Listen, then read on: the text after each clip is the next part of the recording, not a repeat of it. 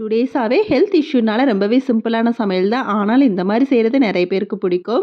சிம்பிளா ரசமும், துவையலும் தான். ரசத்துக்கு புளிய விட தக்காளி கூடுதலா இருக்கணும். அதுவும் தக்காளிய மிக்ஸில அடிக்காம இந்த மாரி கையில போட்டு பெசஞ்சு எடுக்கணும். அரைக்கிறதுக்கு சீரகம், மிளகு, கடலைப்பருப்பு, மல்லி போட்டு அரைச்சு, அதோட ஒரு பச்சை மிளகாய், கருவேப்பிலை, ரசப்பொடி சேர்த்து அதையும் அரைச்சு தண்ணி ஊத்தாம கொரகொரப்பா அரைச்சு எடுத்துக்கலாம். ஒரு பேன்ல எண்ணெய் ஊத்தி கடுகுளுந்து, வெந்தயம், மிளகாய் வத்தல், கருவேப்பிலை, அரைச்ச பவுடரு, அதோட மஞ்சள் தூள், பெருங்காயம் சேர்த்து நல்லா வதக்கி விட்டுக்கலாம். நல்லா வதங்கினதுக்கு அப்புறம் கரைச்சி வச்ச புளி தக்காளி கரைசலோட சேர்த்துக்கலாம். அதோட மல்லி இலை ரொம்ப முக்கியம். மல்லி இலையும் உப்பும் சேர்த்து நுரக்கட்டுற மாதிரி வச்சு ஸ்டவ் ஆஃப் பண்ணிக்கலாம். கொதிக்க விடக்கூடாது. ரசம் ஒவ்வொருத்தங்க ஒவ்வொரு ஸ்டைலில் வைப்பாங்க. ஆனால் எப்படி வச்சாலும் காரசாரமாக சூப்பராக இருக்கும்.